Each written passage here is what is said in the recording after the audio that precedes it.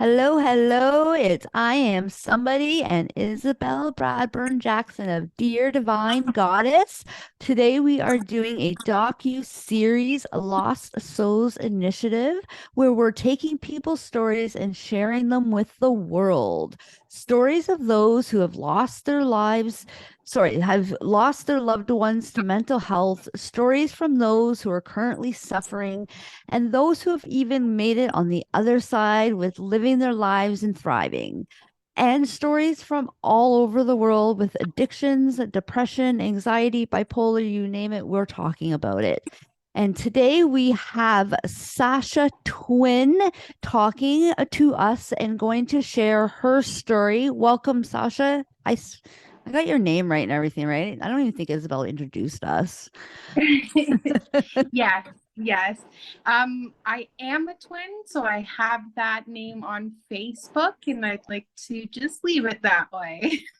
Yeah. Love it, love it. So you actually know Isabel for a little bit. And so this is my first time meeting you. So welcome and nice to meet you.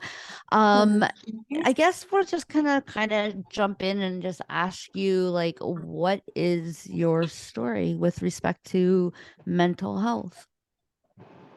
Well, I've had an extensive background with mental health, not just with myself, but with family, especially. I grew up with a mother that is mentally ill, has mental illness. Um, it's never really been taken care of properly with the resources that are available in Hamilton compared to where I live now. There's a lot more resources in Hamilton, but I don't think that they're properly used or offered, let's say. Yeah. Yeah, because I know for myself that your mom self-medicated for a lot of years while we were Absolutely. growing up. Yeah. And she kind of still is, really. They Yeah. give her what she wants and she does with it what she wants. So, yeah. Yeah. And then having a brother that was mentally ill as well. Uh, both my parent and my sibling were both addicts. My mom currently is still an addict, and my brother lost his life due to his addiction and mental illness problems. I'm I'm sorry to hear that. My heart to both of you, it breaks my heart. Can you tell us a little bit more about like growing up within the family of, I'm guessing mental health was there growing up, right? Through like you remember stuff and that. Like what was it like? Horrible. It was absolutely horrible. Um, Back then in the 80s, people didn't really talk about mental health. Um, and it was not something that you wanted to talk about. It was covered up, but it was definitely there. It was definitely embarrassing as a child of a parent with mental health. There was a lot that I had to hide. Some things I couldn't hide. Um, we had a lot that we went through, grew up very fast. Oh, Um, and, basically, the mental health help that my mother received was, one day we came home from school and she just wasn't there. So we called around to family, and I don't even remember who it was that told us she was in the West Fifth mental yeah. health ward. And that happened a few times. And we were basically left alone in the home to take care of ourselves. And that was it. That's how you took care of mental health. I remember being with you guys, because I used to hang out with you and your sister all the time, and Yeah. we would have to go and pay bills with your mom's check, and we would have to go and buy groceries, remember, at the No Frills there Absolutely. That's on right. Sherman. And yeah, like I remember thinking, wow, like back then I felt really bad for you guys, but now looking back at how you guys had to grow up, like being a mom now, it breaks my heart, Sash. Like you have no idea when I think about Yeah. the things that you and your sister went through, like it really makes me emotional because Absolutely. I seen it. I was there for it. And as much as I love your mom, like it's just there was no end. Like there was no relief for you guys. No, absolutely. Like you said, wherever my mom was, either on a bender somewhere or in the mental hospital, she would always contact us and say, go take my bank card at 12 years old. Take the Yeah. bus downtown, go pay the rent at Hamilton Housing, then go over to the hydro building and pay the rent or pay the hydro bill, then take the bus back up the mountain and go get groceries. And that was at 12 years old. And I have a 13-year-old boy that, he wouldn't know how to do any of that if his life depended on it. And we basically raised ourselves. And when she was home, it was horrible. It was horrible. We never knew coming home from school if we were going to get crazy Susie or happy Susie.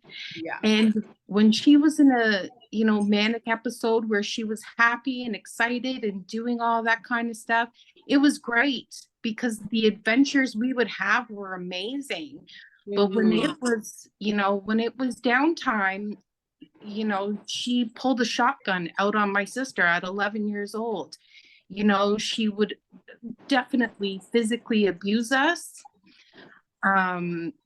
The screaming, the throwing dishes, the broken glass, the endless, drug dealers and pimps and prostitutes coming in and out of the house. We never felt safe. Never. No.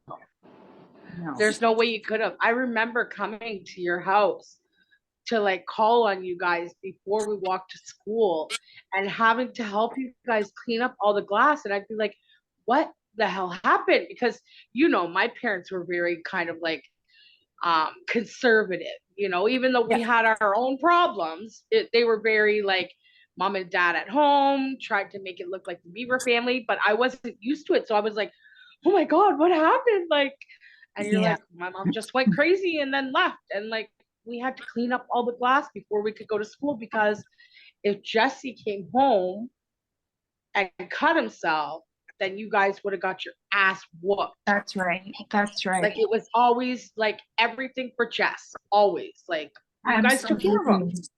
We weren't allowed to have lunches. We weren't allowed to have lunch snacks. She didn't give us money for lunch at school, and I have no resentment towards my brother because of it, but he was nicknamed the Golden Child, and it was not a secret. No, everything was for Jesse. You weren't allowed to touch anything. That's right. I remember this. Yeah, that's right. And a child that goes home not feeling safe and not knowing if they're going to eat that day, how do you interact properly with friends at school? Or people that don't know what's going on and you don't want to tell them. Can't tell them. Are you crazy? No, absolutely not. They don't want Susie on your ass. That's right.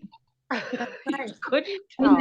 And even when Children's Aid was called on us, the big boys that my mom hung around with threatened them. And back in the 80s, when that happened, they stayed away.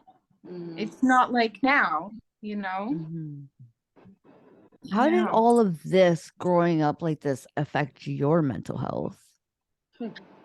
I was actually diagnosed bipolar. bipolar 2. It affected my mental health like you wouldn't believe, especially I think when I first became a mother, and then my 3 oldest children. I was 19 when I had my first, and it's like, they grew up with me basically.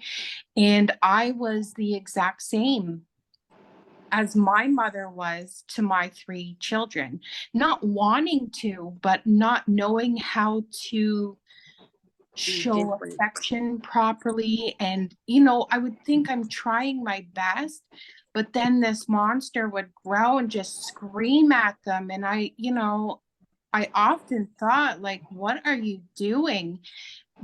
But you don't know any different. You don't know how to do things because you're not ever taught. You're taught survival. And basically, I was in a survivor mode for a long time until I really did grow up and got the help that I needed for it. Yeah. Like the other day we were joking around and like we can laugh at it because we know, but you're like, I don't remember anything. And I'm like, oh, I got your back because I know all the stories. But that is because you were constantly in fight or flight.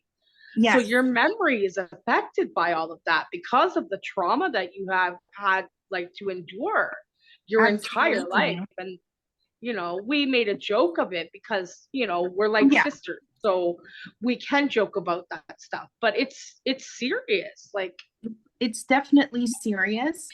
And it's made my older children have a different perspective of me than what my younger children, because there's a big age gap between the older ones and the younger ones. And they don't get it.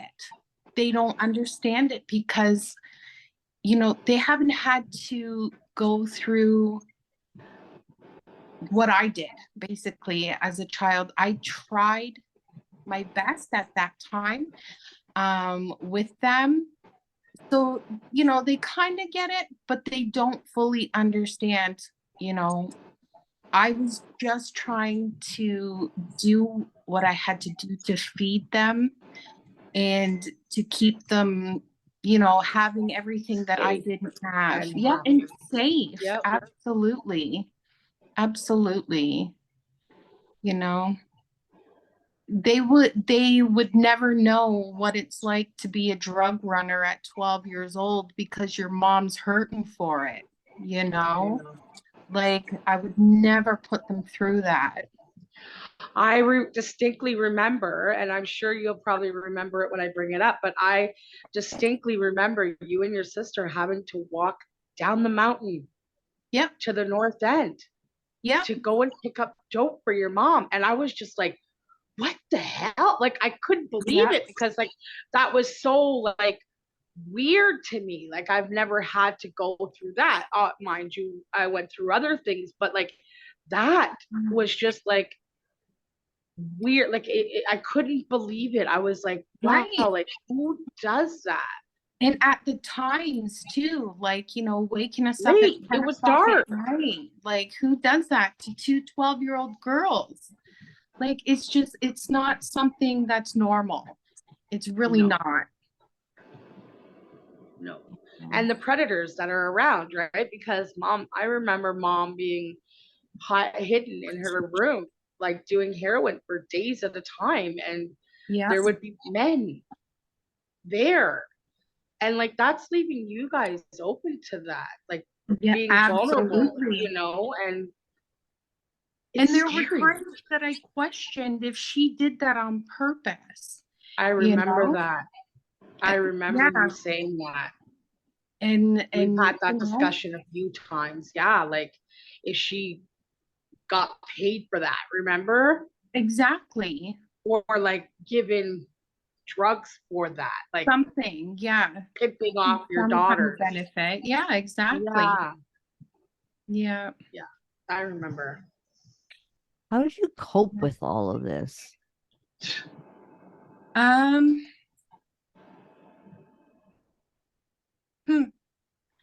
I don't know. I don't even know if I really actually have. Honestly, I have forgotten a lot of things that I know are very traumatic. Um, I just tell myself that whatever I went through has made me the person I am today. And if I didn't learn these things, if I didn't go through these things, I would be dead by now. I've learned, I've adapted to survive. That's what it is. Absolutely. Absolutely. I've had to let a lot of things go. Um, I still have a good relationship with my mother. You know, we talk, I'm polite to her, I love her. I'm not in any way interested in hanging out with her. I like to know she's okay. I like to know that we're okay. Um, and that's about it. I've had to just like basically tell myself that I'm an orphan. That was a past life. And for my kids, I have to get on with it. I've also been medicated as well, so that helps. Definitely helps. Yeah, a lot of trial and error. But I think that's where your defense mechanism, like your body kicks in and your mind says, nope, I'm not touching that. It's too hard to deal with. Let me just forget it. And it's gone. Like, it's amazing how our body really does help us move through the trauma, you know? I actually suffered from severe panic attacks for about 20 years. I remember. I couldn't leave my house. I had an ambulance there every single day. I was just, it was kind of like I was sweating out this trauma and it was just there and it wasn't letting go easy. And, you know, I got into a bad relationship because of it. That lasted a lot longer than it should have. But I had to find myself and I had to tell myself, you know, that was then. That was when somebody else was in charge of your life and you're in charge of it now. So it took a while. It took a while. I still don't know if I'm fully coping with it that well, but it's basically like I just pretend to and try my best. You just keep moving. Yep, that's right. You had mentioned earlier about getting help, and you've mentioned, medication too, but what other types of help have you sought any other help? What kind of help have you gotten? Yeah, I went to psychiatrist for a little while. I've had my doctor suggest counseling. I went for a little while. I went through counseling when I was younger as well for molestation as a child. That ended up horrible for me, and I think it made it even worse. I went through 20 years of trying different medications that when I started looking into medications, I was pretty against it. I didn't want it. I have this thing where I'm thinking, I don't want to be a pill popper like my mom. And I was just really against it. So we tried so many different things. And back then it was, like I said, 20 something years ago. And nobody really knew anything about mental health. So my counseling as a child went awful. The counseling and psychiatrist that I went through in my early 20s, it didn't help anything at all. It was a lot of it just seemed like, I don't know how to put it into words. very Almost like, technical. okay. Like, Did you you feel know, like it was re-traumatizing you? yes, that I very much felt like that. I very much felt like I'm a victim here, and I didn't like that at all. I felt like people were asking me my story to uh kind of like in a perverted way, like they just wanted to know all the nasty stuff that happened. And I felt like I wasn't enjoying it and they were. And I don't even know if that's the truth or just how I perceived it, but that's how I felt at the time. And it was just like, no, You I didn't don't feel want to safe. do this. No, no, not at all. Mm-mm. What would you say overall? Would you rate your experience with the mental health care system growing up until like now? Like, Zero. Zero. I actually would never want somebody to have to navigate through the mental health system, especially in Hamilton, the way that it is right now. You know, first off, they don't believe you at first. I feel anyways. You know, you go to the hospital for a panic attack and you tell them that you need mental health and they think you're a junkie just trying to get drugs, which is absolutely the farthest thing that I would ever want to do. You know, I don't even like to take Tylenol. Um, and then, you know, then they'll set an appointment for you and say, okay, show up at this time. And then it either gets canceled or, you know, the people, it's all very clinical and not very personal at all. Someone like me who, you know, who still struggles with anxiety, depression, mental illness, if you're telling me to come to a counseling session, you know, in 2 weeks from now at 3 p.m., guess who's not going? And guess who doesn't care if I show up or not? I have a hard time leaving my house. I go to work and that's it. You know, I don't go grocery shopping because that's what Instacart's for. You know, if I want to eat fast food, that's what Skip the Dishes is for. If I have to do anything, everything can be done online. Nothing is helping me get out of my house. I'm not going. I'm not going. yeah. So it's not just their fault, it's mine as well. But in the end, it doesn't work. Yeah. You've actually taught me all that. Like when I had my hardest time with anxiety and I didn't want to leave the house, I mimicked all of your ideas, like because I know that's how you got through. Yeah. You did everything online. Like you were the first person who taught me about e-transfers.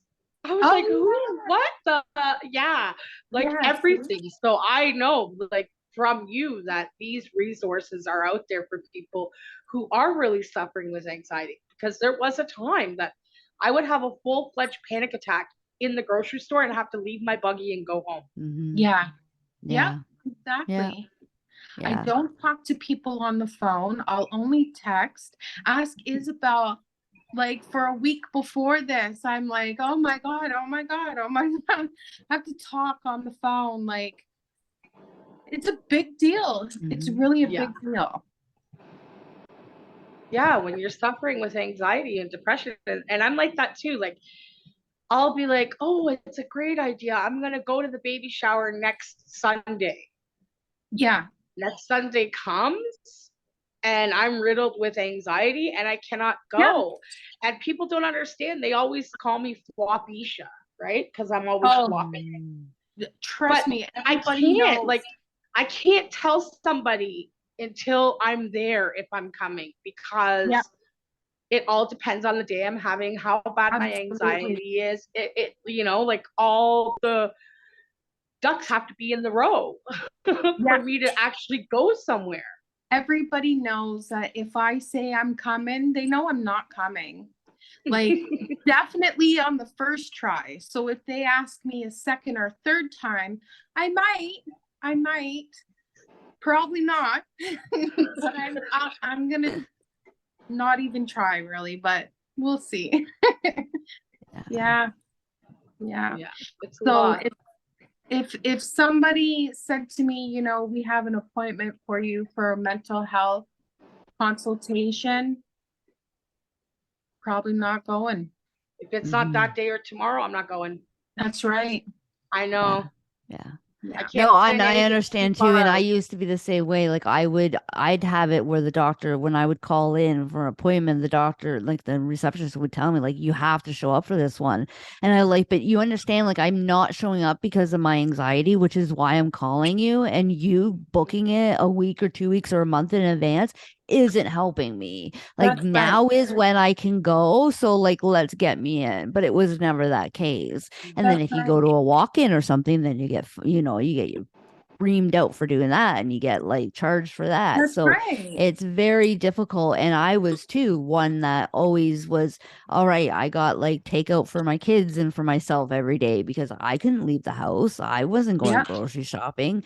And so it's, yeah. And so I completely understand exactly where you guys are coming from for sure. It's a Yeah. lot, you know? And then Yeah. people look at you like you're crazy and they're like, well, just get it together. But you don't understand it. Like, anxiety is exhausting. Depression hurts. Like, Yes. it physically hurts. Mm-hmm. Like Your body hurts.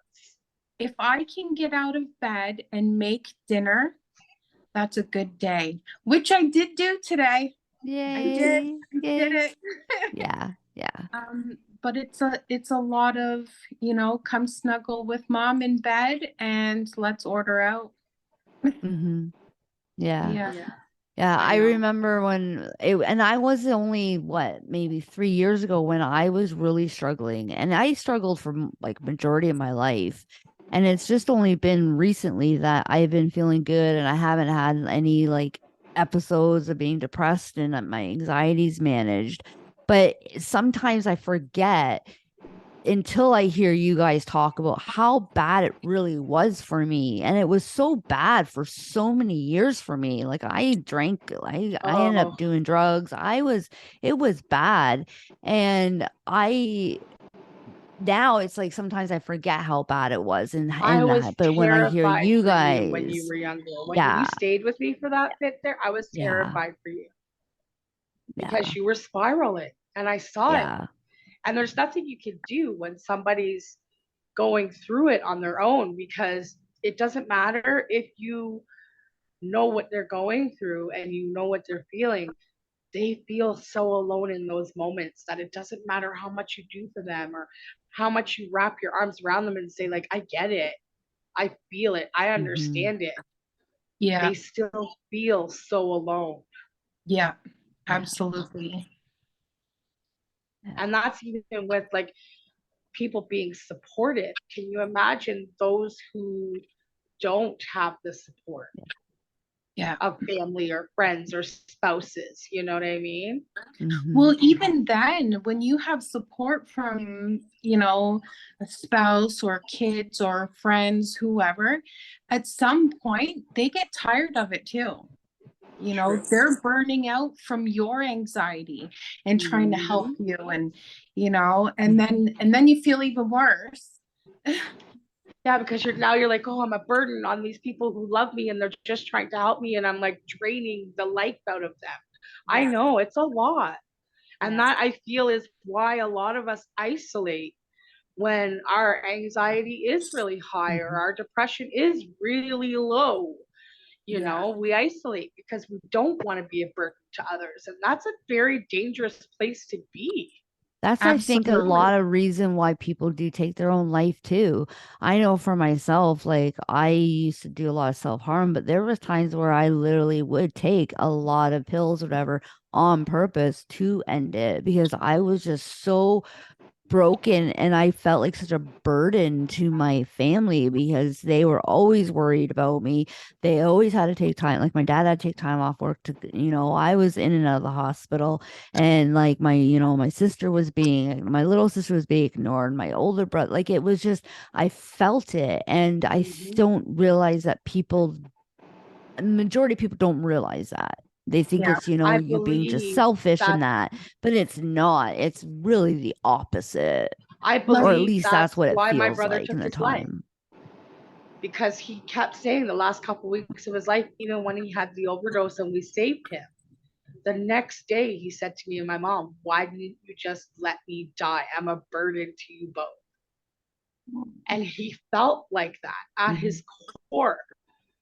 As Yeah. much as we were trying to help him to get him the help that he needed, to help him get clean, Yep. to help him manage his, mental health, he felt like he was nothing but a burden and that our lives would be better off without him. And he did succeed.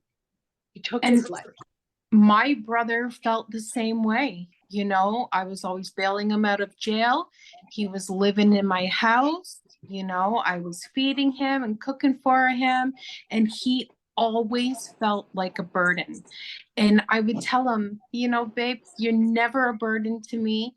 Sometimes you piss me off, but you're never a burden. And that would never release from his core, No. you know?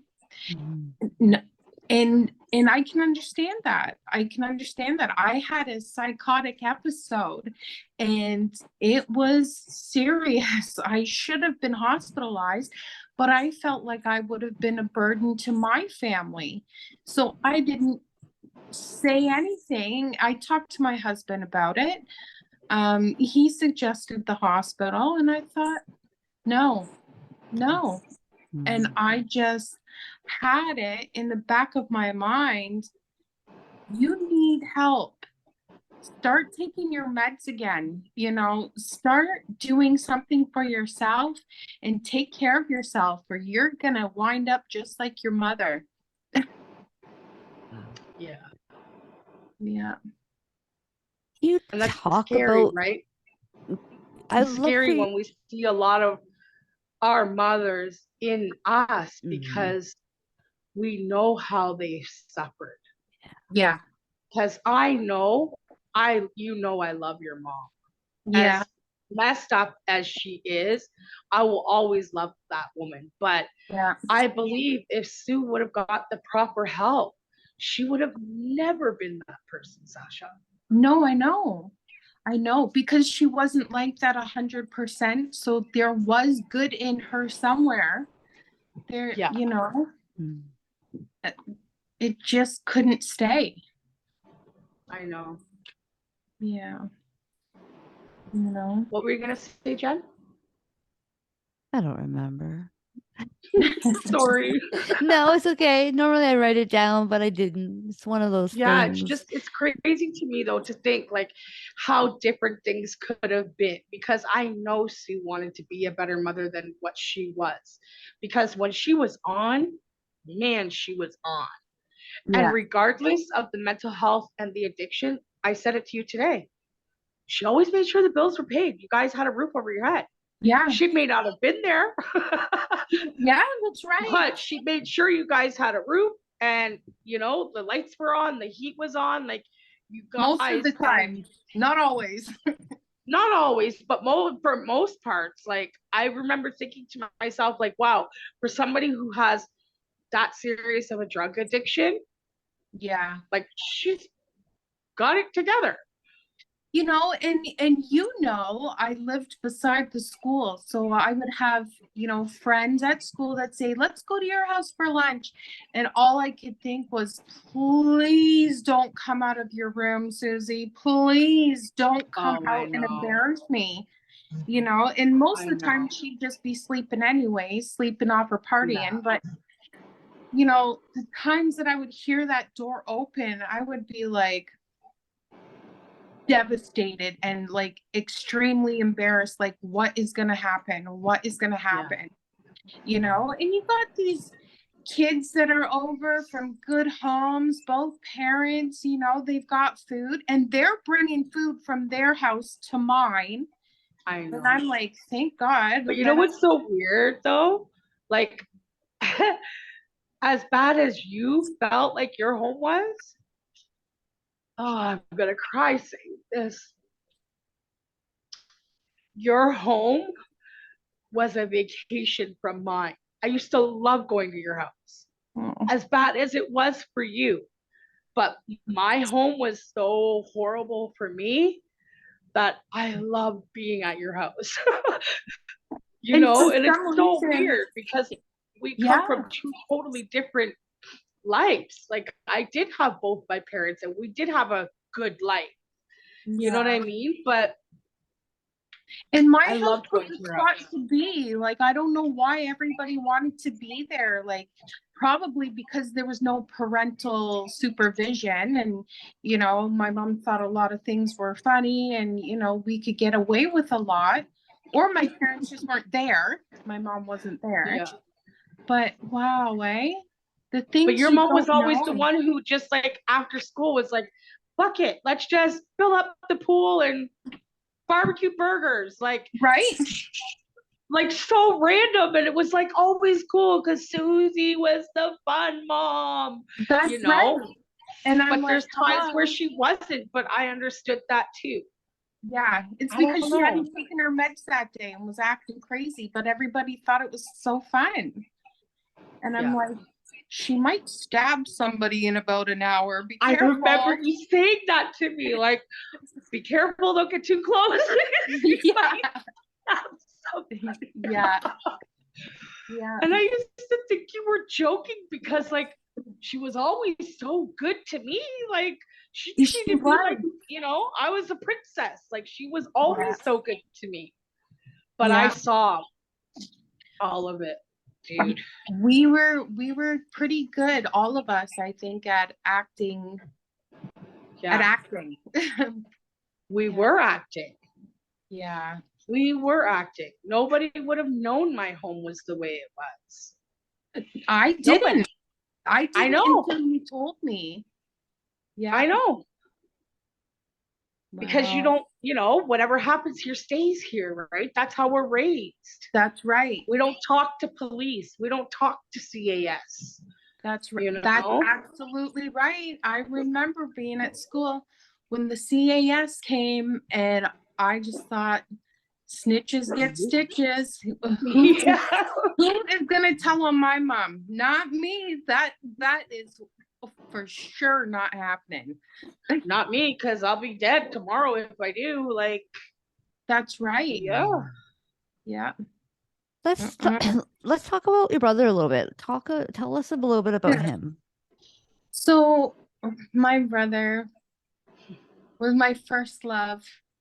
I just starting from even before he was born, my great grandmother, who was very involved in my life, had went back to Yugoslavia for a while, and she didn't read or write English, so I would send her cassette tapes. I record my voice and send it to her, and I had this tape telling her about my brother Jesse, who was going to be born soon. And then I have another one where, you know, he's my baby boy and he's got yellow eyes. And I just loved him from the minute he was born. He was my baby. Was your baby. Yeah. He absolutely. And don't get me wrong, he drove me nuts. He was the wild child. He was always getting in trouble. Always. Always. He drove us all nuts. Yeah. Because we would get in trouble because he was getting in trouble and we weren't watching him.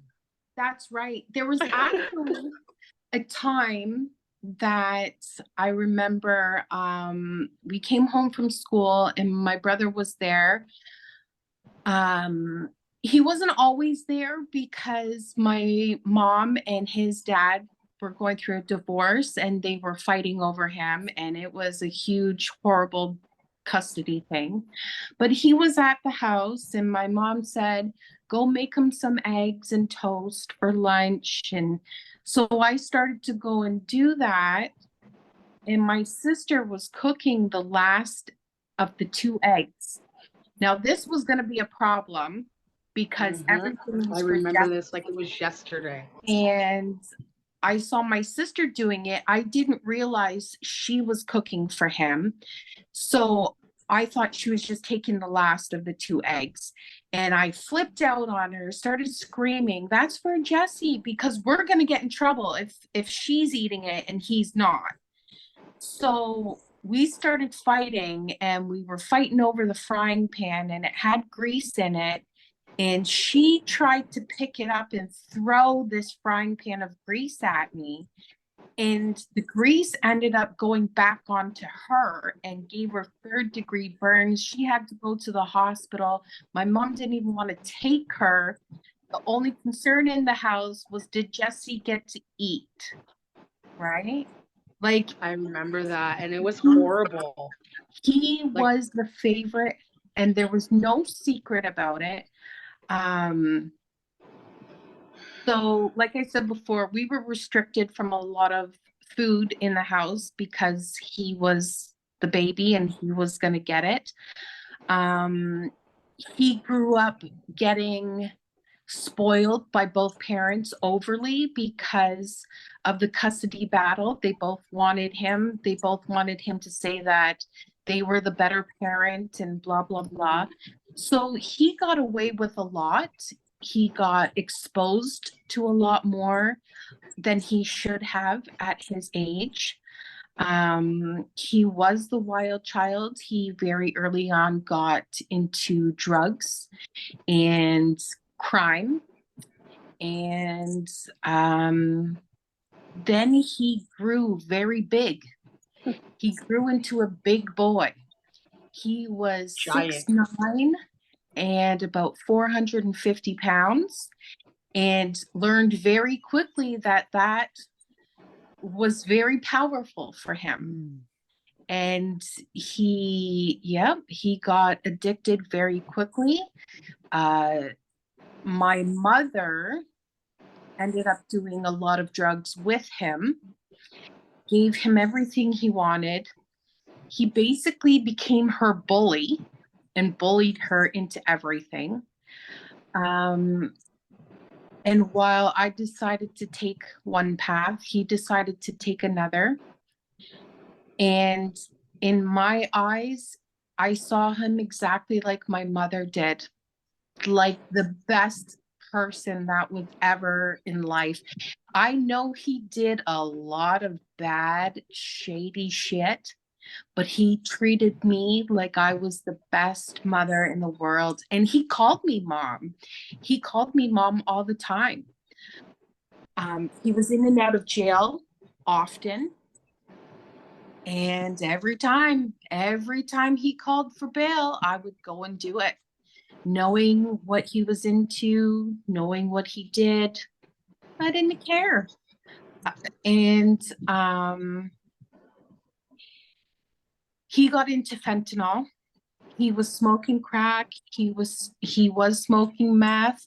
He kept it secret from me for a very long time. It was very much like how my mother did it. She would do the drugs and deny it and keep it secret, and we ignored it. And, you know, we just thought he's the best guy in the world. Let's just ignore the bad parts about him. And that went downhill very quickly. And I regret that very much. But Sasha, you know that that was not your job though, right? No, my job was to love him, and that's all I care about. And I did that. It was not your job to save him. It was not your job to change him. It was your job as his sister just to love him. And you always did that. Always, no matter what. So basically what it came down to, my husband had enough. My husband is from a very good family that goes to church, and they've never gone through drug addiction problems or anything like that. They've always been good, normal people. And, we had the police at our house, I guess, one too many times. And my husband said, you either pick me or you pick him. And that's it. So my brother had a toothache, obviously from smoking meth and drugs, and his teeth were rotting. And he came down to my room at about 2 o'clock in the morning and said, yo, Ma, I need the car. Do you care if I use the car? And my car was in my husband's name, so it was like a no that he used my car. He was also not supposed to be in Hamilton as part of his bail conditions, and not supposed to be driving as bail conditions. But I said, you know what? You can take it as long as you're back before Patrick gets home from work at 6 o'clock in the morning. Just go and come back. I knew he was going to get high, but his teeth hurt. Like, I didn't want him in pain. What do I do? And such a stupid thing to say, but that's how I felt. So I hugged him and I said, you better come back here. And he said, I will, Ma, don't worry. 2 days later, he still had my car in Hamilton, getting high.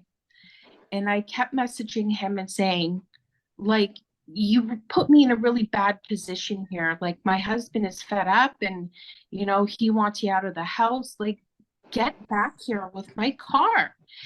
And he kept saying he was going to. So I said, I'm pulling your bail, bro. Like, I can't, my husband does not need any kind of legal issues. He's an immigrant to Canada. I've sponsored him. We don't need no kind of problems. So I went and pressed charges against him, which I didn't want to at all. I know.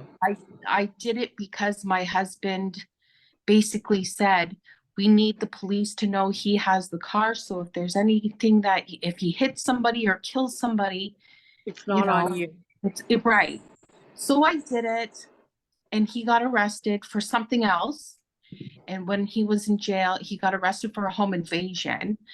And then when he was in jail, they came and said, we're arresting you, like, we're charging you for the car theft. So he got a hold of me and he basically told me, because of where I live, those charges would make him go to a jail in London, Ontario. And he had gang affiliations with people there. People there were in gangs that wanted to kill him. He didn't want to go there. So I dropped the charges. I didn't tell my husband I dropped the charges. And Jesse got out of jail. And basically I messaged him and said, listen, I love you to death, but you need to stop this or you're going to be dead in 5 years. And he freaked out on me a little bit. And I said, I love you, but call me when you're sober. And 5 months later, he was dead. Yeah. So, and he thought he was invincible. I thought he was invincible. We talked about his funeral. I told him he would die very soon. And we talked about his funeral. We talked about karma. He was very worried about karma because of the bad things he's done to people. And I just said, it depends. Do you feel sorry for it or do you not feel sorry for it? And you can tell me anything you want to, but it's actually inside, what you really feel. And I know some of the things he was very sorry for and some of the things he very much wasn't.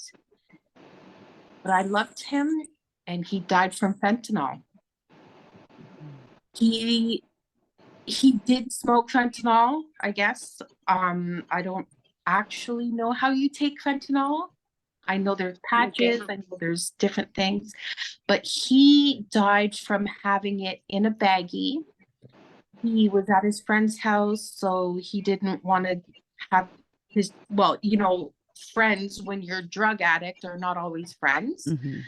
So he had it in a baggie and he hid it under his nuts or under his stomach, and the bag broke open and it was 9 times the fatal amount. And he died. I'm so sorry. Thank you.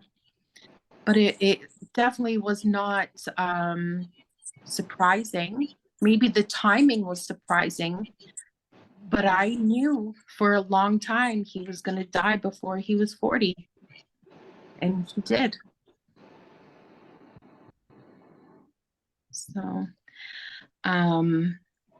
he is placed in the faces of fentanyl.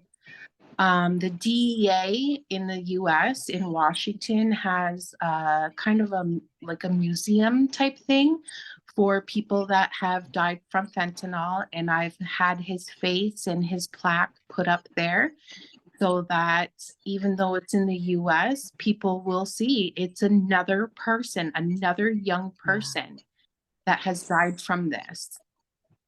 Yeah, it's crazy. This Betty, that's what they're calling it on the streets now, Betty. It's killing people left, right, and center. Like, I don't understand how doctors were even prescribing it. Like, this is how Barry got addicted to it. He was prescribed the patch. And then when his doctor realized that he was addicted to them, cut him off cold turkey. Well, what do you think he's going to do? He's going to go and get the freaking street shit. My friend went for a scope at the hospital and they gave her fentanyl. Why? Why? At St. Joe's. Why are you doing this? Why are you doing this? Why? I wouldn't ask them to give me heroin.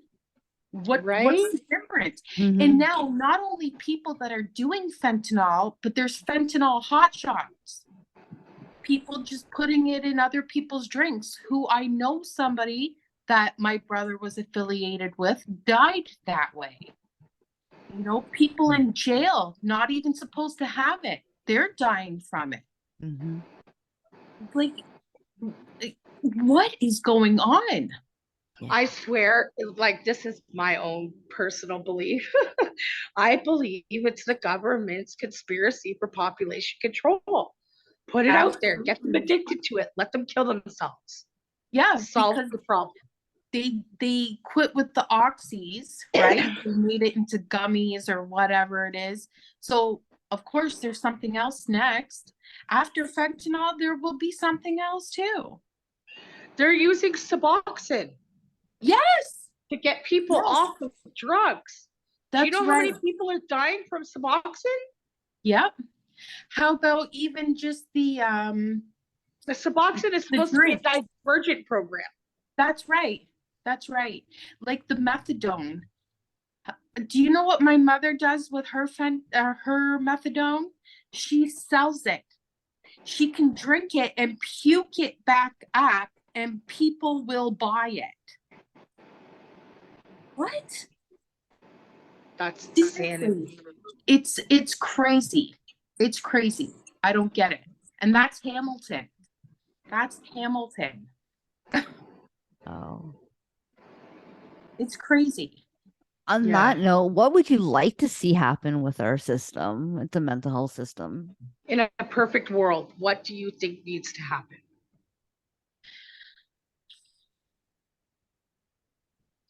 First off,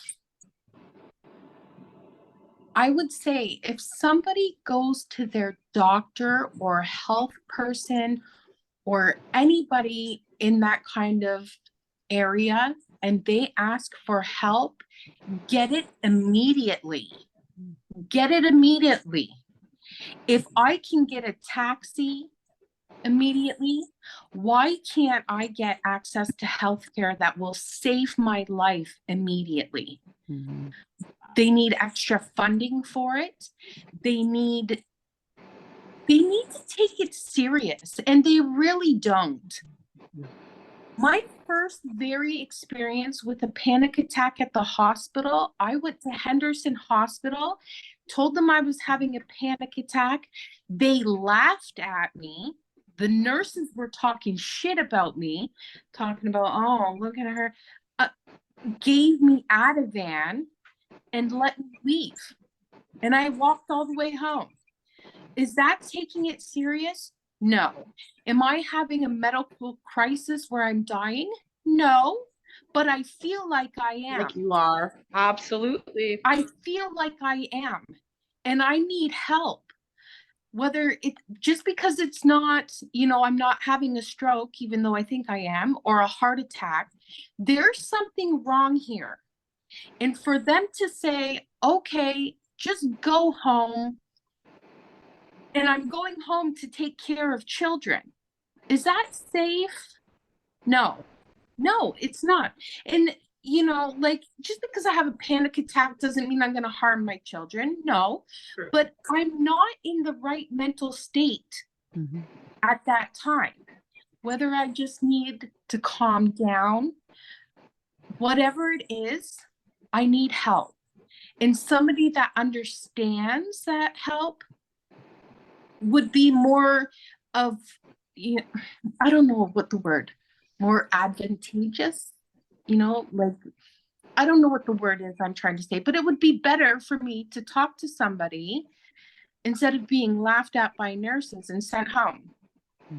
Somebody who understands it and who can tell you why it's happening, and that it's okay that it's happening, and to give you the tools that you need to breathe through it or get through it, or Right. Like I know that they have social workers that ride with police sometimes to help with domestic violence situations and stuff like that.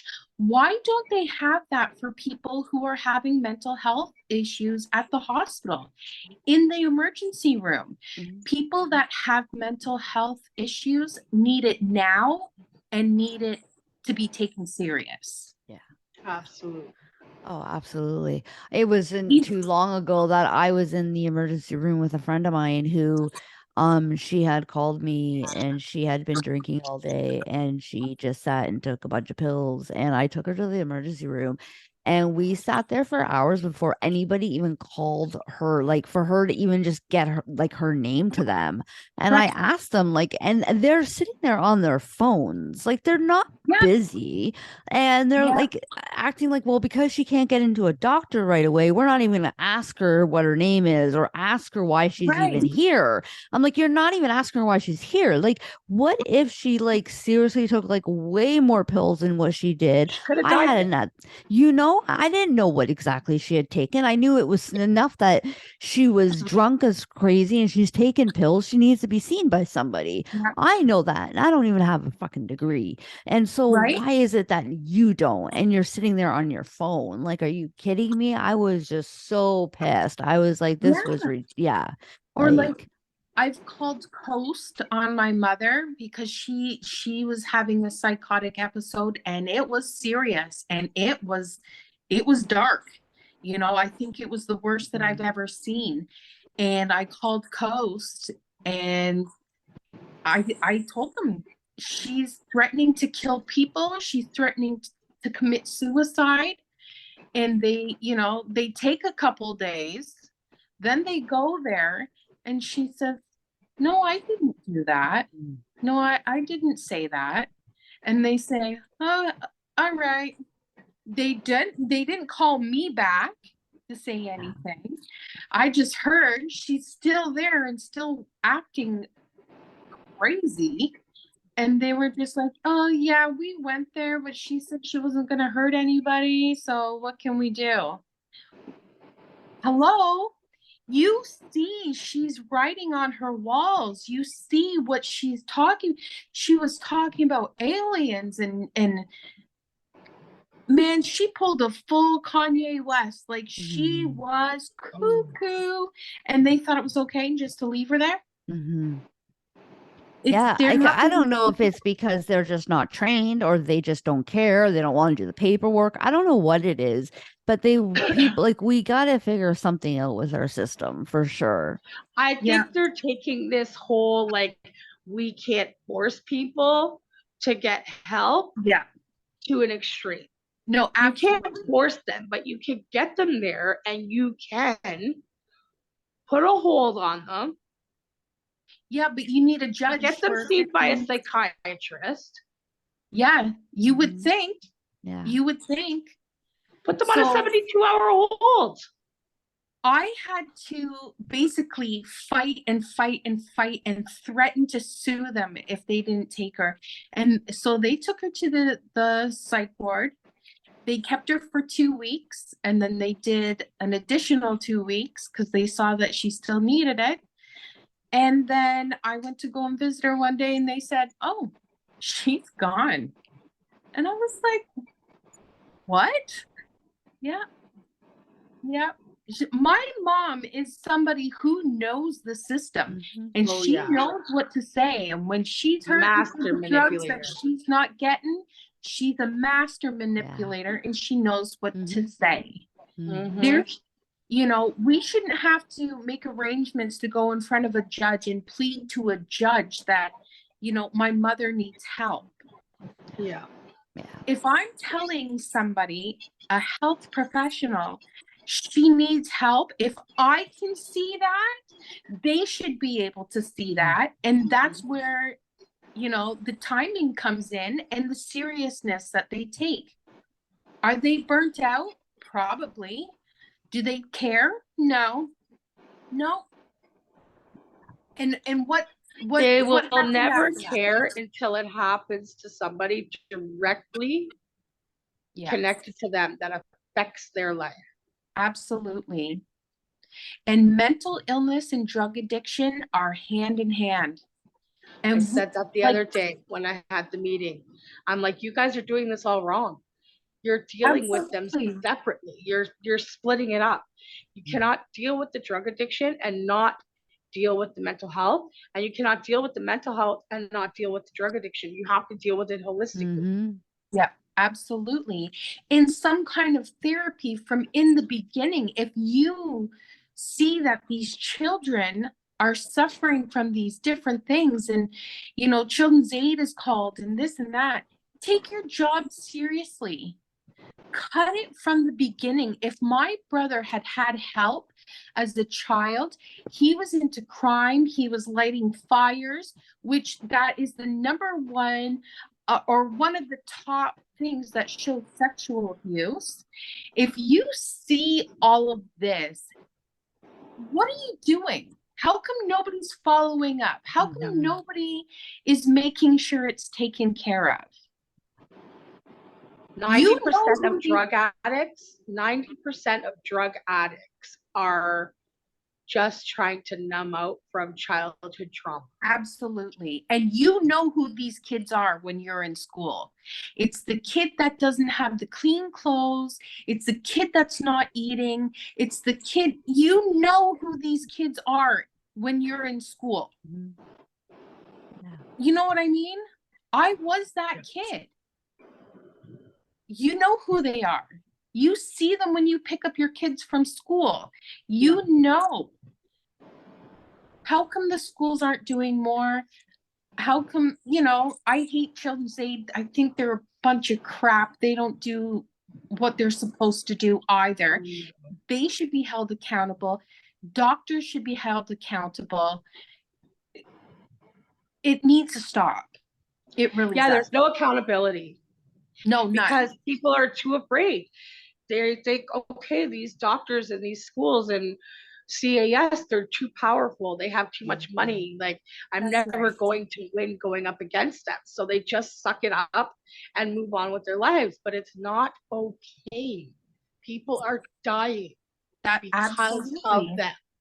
That's right. That's right. That's right. It's awful. All right, guys, we are about an hour in. Is there anything that you want to maybe add, share, end with, Sasha?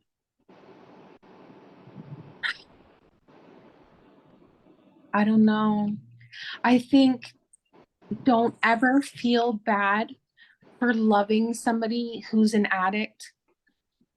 When people tell you that tough love is the answer, it isn't always. It isn't always. It's not your fault. It's their journey. You can help as much as you want to, but they've got to do it. They've got to do it. And you can help them. You can help them on that journey. But don't ever be afraid to admit that you love them and let them know that 100 times a day. Let them know. Yeah, I love that. Yeah. Anything you want to add, Isabel? I just want to thank you. I know that this is really hard for you to be this vulnerable and to open up about your past. I mean, for me, it's not weird because I've been there. I've seen it. We've built that bond of trust over years and years, but I know this had to be hard for you. Yeah. And I just want you to know that I am proud of you. And I love you so much. I love you, babe. And I love what you're doing. Thank you so much, ladies. I hope this becomes huge and something can help, our loved ones, our brothers that are dying. And let's change this. We have to change it. Yeah. Thank you so much. I really appreciate you coming on and taking the time to share your story, your brother's story, your mom's story. It really does show how mental health doesn't just affect the one person, it can affect the whole family, it affects the community. It definitely is, and it affects people in different ways. And so be mindful of that. Not everybody's journey is going to look the same. That's right. Absolutely. Yeah. And I just want to mention, remember, and remind people that Isabel and I are hosting, well, Isabel more or less is hosting a memorial walk, Say His Name, on Sunday, August 13th from 11 a.m. to 3 p.m. I think that's the time, but it starts at 11 a.m. And we'll be starting at St. Joe's Hospital on Charlton Street in Hamilton. Or no, it's James Street, isn't it? Yeah, the emergency. Yes, James Street in Hamilton, the emergency room. And we will end at the front steps of City Hall, where we're going to celebrate Barry, Isabel's brother. It will be his birthday that weekend. And so, in memory of him, again, it's Say His Name on Sunday, August 13th at 11 a.m., starting at St. Joe's Emergency Room on James Street in Hamilton, ending front steps of City Hall. Join us. We're going to have some pizza, cupcakes, and some treats and that. So everybody's welcome. The more people, the more we're going to be heard. So everybody's welcome. Yes. Awesome. It'll be nice to meet you in person.